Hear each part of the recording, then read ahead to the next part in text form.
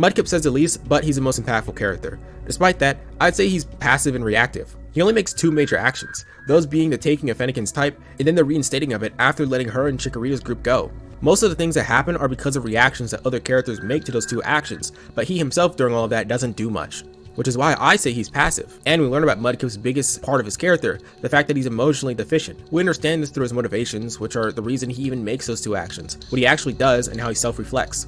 For clarification's sake, being emotionally deficient doesn't mean he has no emotions. By the end, he's still trying to justify what he does as good or okay because it's for science or because the Pokemon he kills are evil. I'm not mean, I'm the good guy. But throughout the episode, he shows an absurd lack of empathy even towards itself. Chessman asked, "How would you feel if someone killed you?" I'd feel dead. Mudkip saying, "I'd feel dead" is a funny scene, but it communicates to us that there's something seriously wrong with how he thinks. He mentally can't entertain or understand the idea of being in somebody else's shoes, even in the situation of someone who has to go through losing a loved one, as Chessman gives examples of. And because of his hatred of the world, since he thinks it's a dark and evil place, he ends up looking at Chessman as the only light within it due to Chessman being his only friend and being nice. Notice how the Pokemon that are evil never actually do anything to inconvenience Mudkip.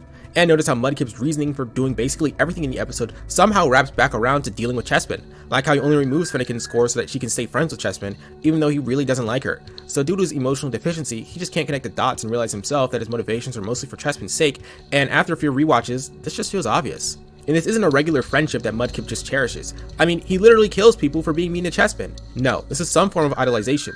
Mudkip can see all the flaws in Fennekin, with her being self-centered, manipulative, and a jerk, but he never can with Chessman. There's no point where he tells Chessman to maybe try defending himself, or that being so nice all the time isn't good since it lets people walk all over him.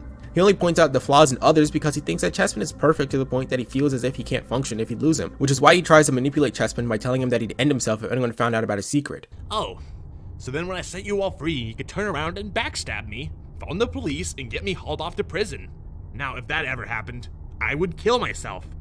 Would you really want that, Chessman? Knowing you drove your only friend to suicide? You know, Mudkip, if you were my friend, you wouldn't make me feel guilty all the time. Mudkip's shockingly complicated despite his little amount of dialogue, as he can't understand or interpret his or other people's emotions outside of manipulation. But Dane made him far more unique than someone who just doesn't feel emotions, because all of his motivations and goals are emotional and not logical. Logically, he should have killed Chessman at the bottom, and if he was emotionless, then he probably wouldn't have even known or cared about him. But that's not how he is, because Mudkip to a certain degree is as emotional as everyone else. And despite him being a serial killer, his ties to Chessman and his complexity make it difficult not to feel for him, so you never want to hate him, but you can't reasonably cheer for him.